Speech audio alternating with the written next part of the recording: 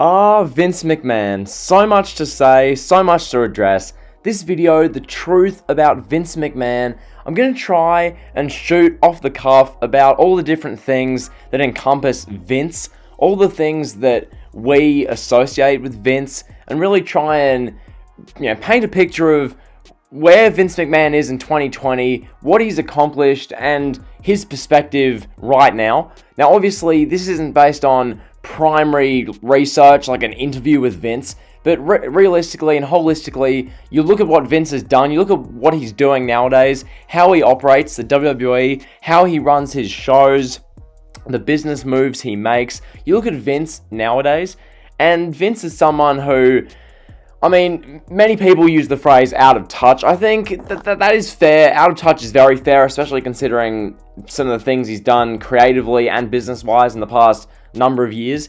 But I think when it comes to Vince, the best way of just putting Vince is someone who, he said it himself back in, 2001, 2002, when he was doing the storyline with Ric Flair and the NWO. He said that, the WWE is his creation, and by God, he's going to kill it. That's the words of Vince McMahon.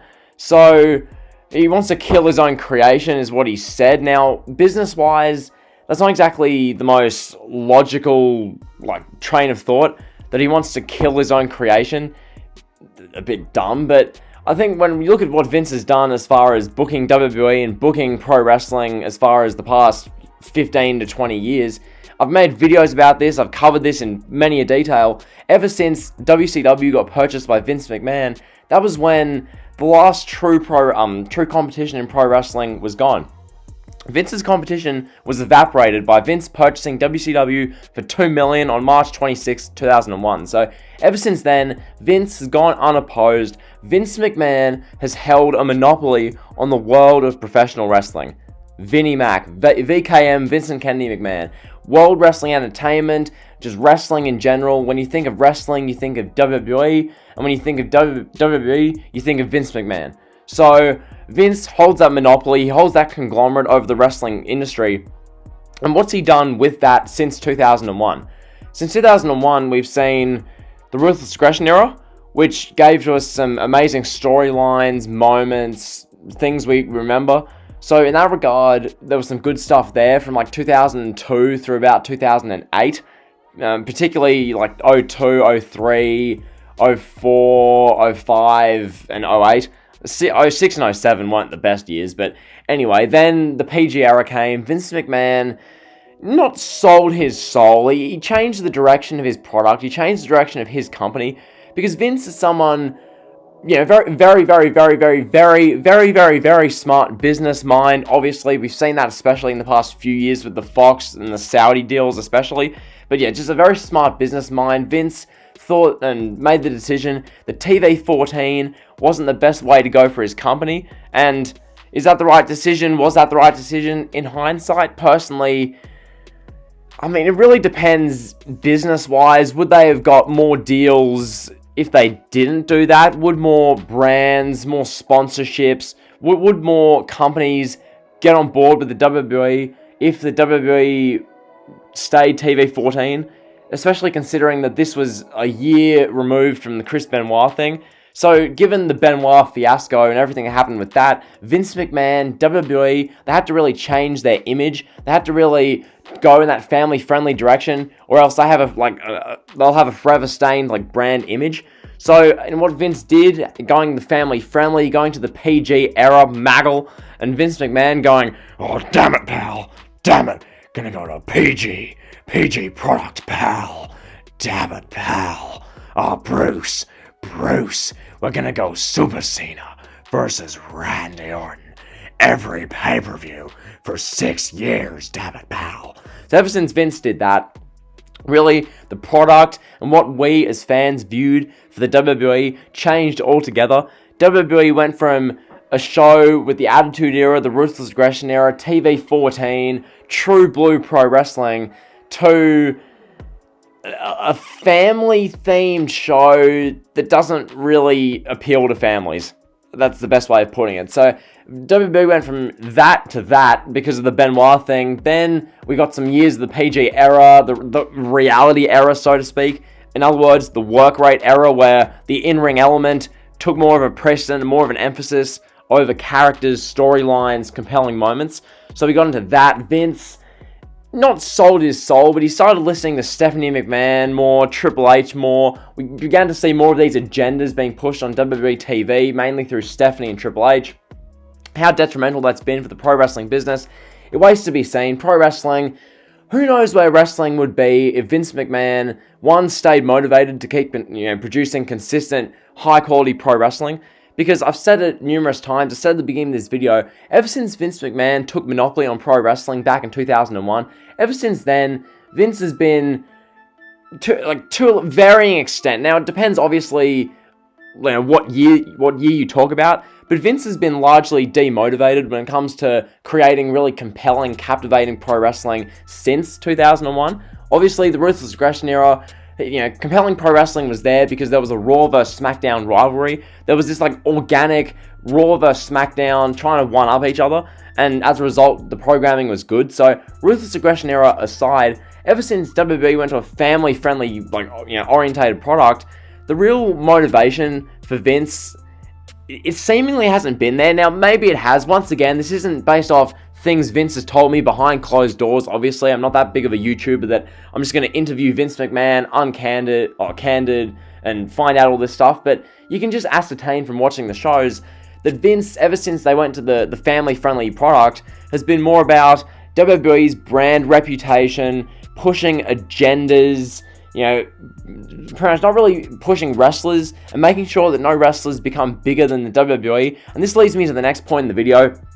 How Vince pushes wrestlers. Now, if you've watched WWE and, the Pipe Bomb especially, more on that coming in a few days. Basically, the Pipe Bomb, the main line to me that I'm going to use for this video is when Punk said that he's just a spoke on the wheel's going to keep turning because Vince McMahon is going to make money despite himself.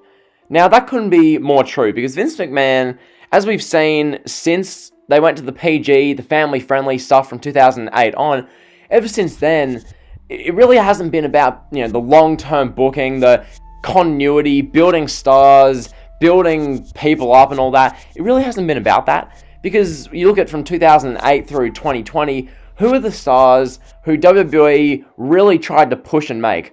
Roman Reigns. They did him, and now at the moment he's finally gotten over properly, but before that he hasn't. Cena was already the top guy when the PG era started. Who else? I mean, Orton was already a top guy and established. CM Punk got over because of literally breaking the fourth wall. Daniel Bryan got over because there was an indie fan movement and there was a catchy chant. This is the thing. WWE haven't had the continuity. Wrestlers themselves, they haven't been pushed because wrestlers, they're just a spoke on the wheel, and WWE just keep moving despite themselves. Vince McMahon doesn't care to really, push people long term anymore. And that's as a result of him getting those deals. Getting the deals with the USA Network and NBC, Fox, the Saudi deal, all these other brand endorsements and these little deals for WWE that really promote and endorse WWE. Because of that, Vince doesn't care to try and make the next Steve Austin. Vince McMahon doesn't need to make the next Steve Austin. He's the head of the top company in pro wrestling, a company that has monopoly conglomerate over the pro wrestling game. So he doesn't have the drive or the incentive to make that next top guy. Vince McMahon is no longer competing with Ted Turner, World Championship Wrestling. He doesn't need to make the next Stone Cold, the next Rock, the next Kane, the next Undertaker, the next Triple H. He has no desire to do that. He has no drive to do that. Because WWE, the brand, is bigger than the star power themselves. Which, personally, myself as a fan, I hate that. Because I want to see people like Roman Reigns, characters like that. I don't want to see just Roman Reigns. I want to see several people on one show who are as compelling as Roman Reigns. But in reality, we don't see that. Because Vince McMahon, as much as I hate to say this, he doesn't need to do that. Vince McMahon will make money despite himself, and at the end of the day, the out of touch stuff comes from the fact that he doesn't care anymore. He just throws out whatever's entertains him. He'll rewrite a script an hour before a show. He'll rewrite a script 2 hours before a show. He'll see a new piece of talent. He'll go, oh, Triple H, Hunter, pal. You see this Dexter Loomis guy.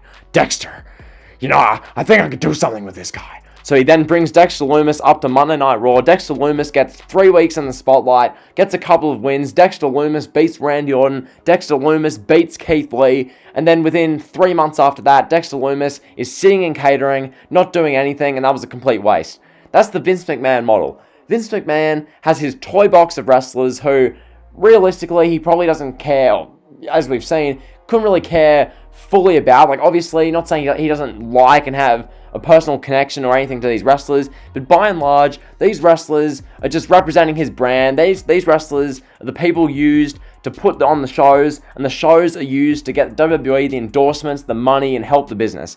That's what WWE is. That's what WWE does. That's how Vince McMahon operates his business. And at the end of the day, that's the truth about Vince McMahon. That's the truth about WWE, that wrestlers nowadays, and ever since the PG era started, wrestlers are just people there to fill up time on these WWE shows. They're not really there to grow a bigger star than WWE, because there's no need for Vince to make them a star that's that level. There's no need for Vince McMahon to make the next Stone Cold, the next Rock, the next Hogan, because he doesn't really have that much left to prove. WWE is more profitable than it's ever been. They had their most profitable quarter earlier in the year. Okay, this company is making money despite themselves because of Saudi Arabia deal, because of the Fox deal, NBC, USA, all these other endorsements. Vince McMahon is making money out the wazoo, and the fact of the matter is, VKM, brilliant business mind, nowadays totally out of touch. Should he step down as the head of WWE? Personally, I think he should. It just makes sense. I think what WWE should do is have, like, I don't know how to describe this. Basically have like a partnership or kind of like a group run WWE, where you have like Shane McMahon, you have these other like brilliant minds. So, you have Triple H have input, but not really run the shows, because Triple H running the shows is just it's a work rate indie fest, as we've seen in NXT. So I'd have Shane, Triple H. I'd have other like legends of the business. I'd have Undertaker, Edge, Daniel Bryan. These types really give their creative input, because they have a lot to offer, I feel like. So that's been the video. Hope you guys have enjoyed. If you have, sure, like, comment, sub. There's no drill. Leave down below what you think of Vincent Kennedy McMahon. Do you like him? Do you not? All that kind of good stuff. Like, comment, sub. See ya.